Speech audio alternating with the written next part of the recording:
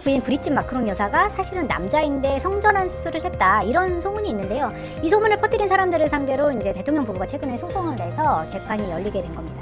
지난 2017년 때부터 떠돌다가 지난 2021년에 본격적으로 퍼지기 시작했습니다.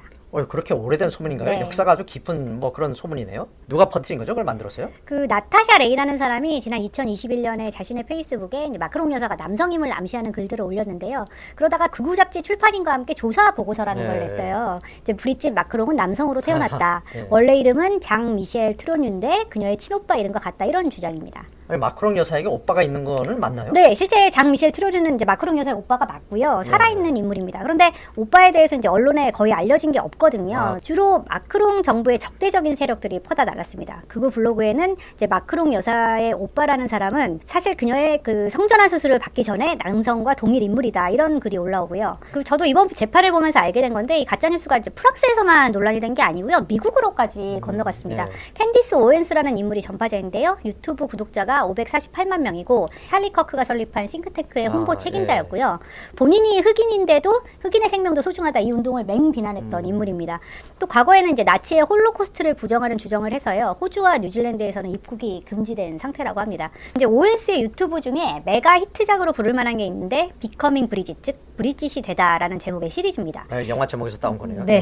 오웬스가 이 영상을 올리게 된 계기는요. 작년 3월에 이제 마크롱 대통령이 TV 인터뷰에서 부인이 남자라는 가짜 뉴스에 대해서 처음으로 공개 발언을 합니다. 그러니까 미치광이들이 퍼뜨린 소문이 이제 취임 이후 가장 최악의 기억 중 하나라고 말을 한 건데요.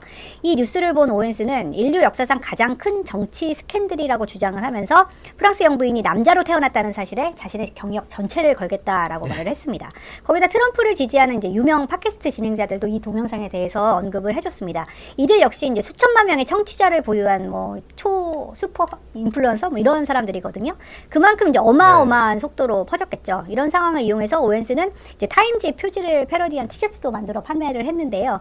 브리짓 마크롱을 이제 뭐 올해의 인물로 선정한 타임지 표지 모양입니다. 정말 깨알같이 그 가짜 뉴스를 자신의 돈벌이에 활용을 한 거죠. 하다하다 뭐 브리짓 마크롱의 걷는 모습까지 문제를 삼는데요. 뭐 이 모습을 봐라, 이게 어디 여자의 모습이냐, 군인 같지 않냐, 이런 주장도 펼칩니다. 이건 한번 직접 보고 들어보시죠. 예.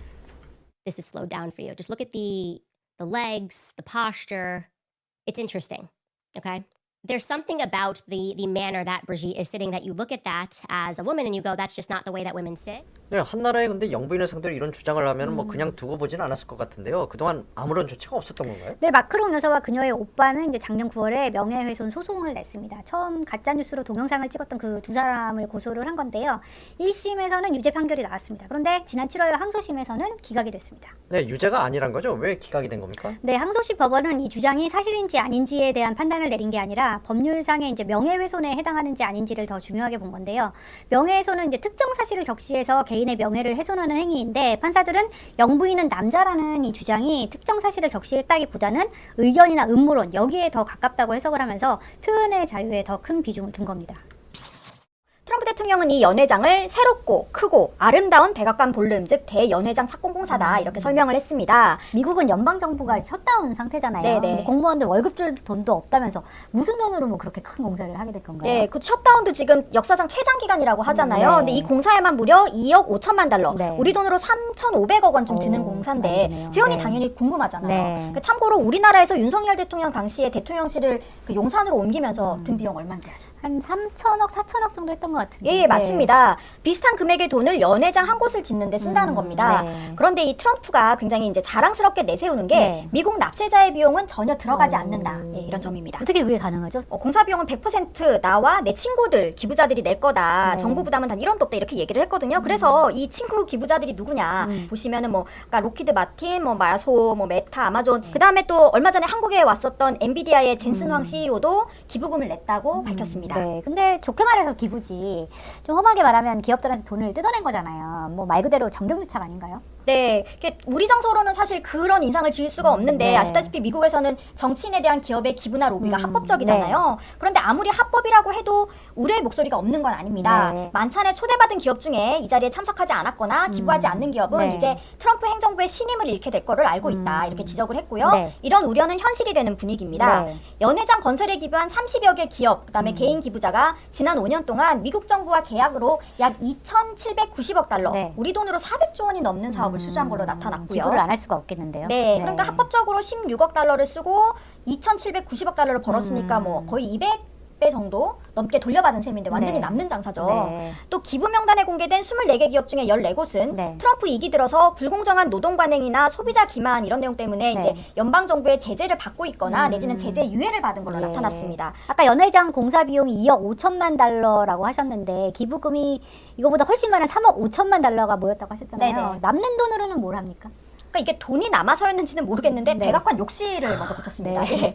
변기와 세면대, 샤워실, 이 욕조 이런 걸 아. 고급 대리석으로 마감을 했는데 네. 이 대리석을 이탈리아산 스타투아리 대리석이라고 했고요. 좋은 건가 보죠. 네. 또 손잡이, 경첩, 샤워기, 뭐 수도꼭지 이런 것도 음. 다 황금빛으로 고급스럽게 이게 치장을 했습니다. 네. 그런데 이 게시물을 올린 다음 날이죠. 네. 그러니까 11월 1일부터 연방정부 셧다운의 여파로 음. 미국 국민 4,200만 명이 받고 있던 저소득층 식비 지원 프로그램이 중단이 됐거든요. 네. 이런 와중에 사실 이런 그 사진을 공개하고 하는 게 이게 맞는 일인가 싶은데 또 뭐 비밀리에 하는 것보다 낫다 뭐 이런 생각도 들고요. 네. 이해하기가 어려웠습니다. 네. 먼저 요즘 상황 어떤지 좀 보시면요. 불바다 같은데요. 네, 네. 이게 지난 8월 29일 인도네시아의 남술라웨시주 마카사르 지역의 의회 건물입니다.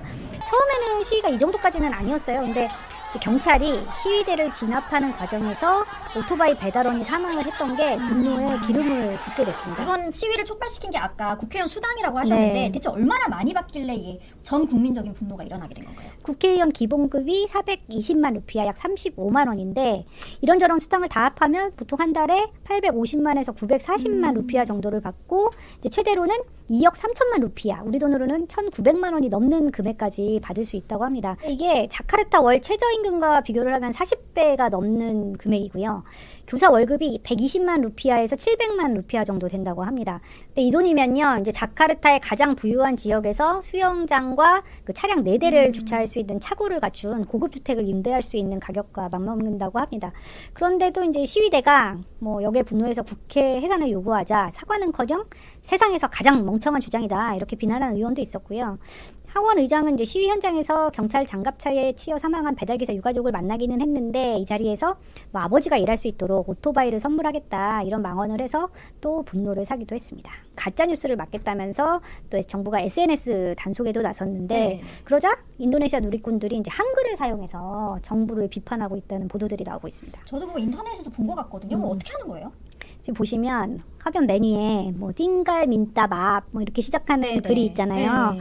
인도네시아어 발음을 한글로 적은 건데요. 인도네시아로 바꿔서 해석을 하면 그냥 사과하고 사람들 말 좀 들으면 되는데 그게 뭐 그리 어렵냐 뭐 이런 뜻이라고 합니다. 그러니까 케이팝의 영향으로 한글을 읽을 줄 아는 인도네시아 청년들이 그만큼 많아졌다는 네. 얘기겠죠. 그런데 또 뭐 한글이 이런 시위에 활용이 된다는 사실이 좀 씁쓸하기도 하고요. 또 그런 한편으로 우리나라 국민의 또 이제 민주주의에 대한 열망까지 좀 전달이 됐으면 좋겠다는 생각이 들었습니다. 지금 저기 보듯이 미국이 우파 집회를 하면요, 이스라엘 깃발을 많이 들고 나와요.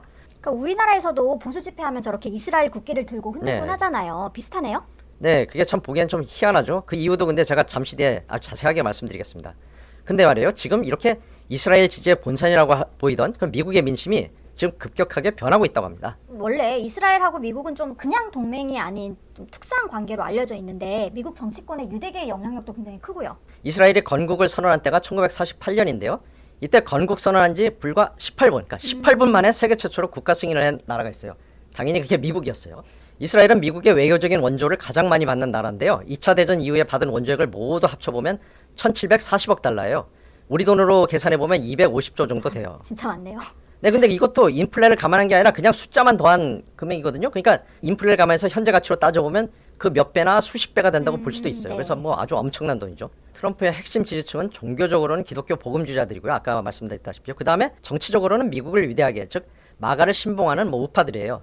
그 둘이 많이 겹치긴 하지만 또 동일 세력이다 이렇게 볼 수는 또 없는 거거든요. 근데 이 중에서 그 마가 세력, 우리는 지금 마가 세력 한번 좀 볼 텐데 이 마가 세력들이 그 사람들도 이스라엘에 대해서 불만을 가지기 시작했다는 거예요. 이 마가 세력이 외치는 구호가 뭡니까? 미국을 다시 위대하게 만들자는 그렇죠. 거죠. 네. 그렇죠. 미국을 위대하게잖아요. 그러니까 결국 미국 우선이고 미국을 우선하니까 미국 중심, 우리만 생각하자 하다 보니까 외교적으로는 고립주의예요. 그런데 지금 이스라엘이 계속 가자 지구를 때리고 있죠. 이란도 또 공격했고 심지어 미국의 동맹국인 카타르까지 지금 공습했고요. 이렇게 이스라엘이 전쟁을 계속하니까 미국은 또 어떻게 하겠습니까? 이스라엘을 계속 뒤를 봐주고 지원을 해야 되잖아요. 그러니까 미국이 자기만 생각하고 고립돼 있을 수가 없는 거잖아요. 이스라엘을 돕느라 이런 상황이 지금 펼치고 있다는 거죠. 그러니까 이스라엘에 대한 지원이 그러니까 미국 우선 이 가치와 이제 충돌을 하고 있는데 네, 바로 그겁니다. 예. 예. 그래서 이렇게 충돌을 하니까 이게 이 마가층에서 뭐라고 하냐면은 야 시오니즘의 서사에 빠져가지고 미국이 이스라엘을 돕고 있으니까 그러다 보니까 야 자원을 쓸데없이 많이 쓰고 있잖아. 이러지 말자. 뭐 그전에도 우크라이나에 대한 지원도 그래서 돈을 쓴 거니까 반대했던 건데 그런데 이스라엘을 돕느라 미국이 또 다른 중동 전쟁에 휩쓸려 들어가고 매이는 것을 이 마가 진영은 걱정하고 있는 거죠. 마가를 대표하는 폭스 TV 진행자인 터커 컬슨하고 역시 보수적이면서 종교적 가치관이 센 테드 크루즈 의원 둘이 설전을 벌이는 장면이 있었는데 그걸 한번 좀 일단 영상으로 한번 보시죠. Growing up in Sunday school, I was taught from the Bible, those who bless Israel will be blessed, and those who curse Israel will be cursed. And from my perspective, I want to be on the blessing side of things. Those who bless the government of Israel? Those who bless Israel is what it says. It doesn't say the government of it, says the nation of Israel. So that's in the Bible. As a Christian, I believe that. Where is that? I can find it to you. I don't have the scripture off the tip of my. You pull out the phone and use the Google. It's in Genesis. But so you're quoting a Bible phrase. You don't have context for it. And you don't know where in the Bible it is, but that's like your theology? I'm confused. What does that even mean? Tucker. 여성의 몸이 윤곽선으로 그려져 있고요. 타이핑된 편지 본문은 제프리와 도널드 두 사람의 가상 대화로 구성이 되어 있습니다. 글씨가 작아서 내용이 잘 보이시지 않을 텐데 내용 설명해드리면요. 도널드가 먼저 그건 분명히 있지만 그게 무엇인지는 말씀드리지 않겠다. 네. 우리는 몇 가지 공통점이 있다. 수수께끼는 결코 늙지 않는다. 그랬더니 네. 제프리가 마지막으로 당신을 봤을 때 그게 분명했다 이렇게 답을 하고요. 네. 도널드가 생일 축하한다. 그리고 메일이 또 다른 멋진 비밀이 되길 바란다고 편지 끝을 맺었어요. 네. 마지막에는 그 트럼프 대통령의 유명한 사인까지 들어있습니다. 아, 네, 저게 사인이군요. 네.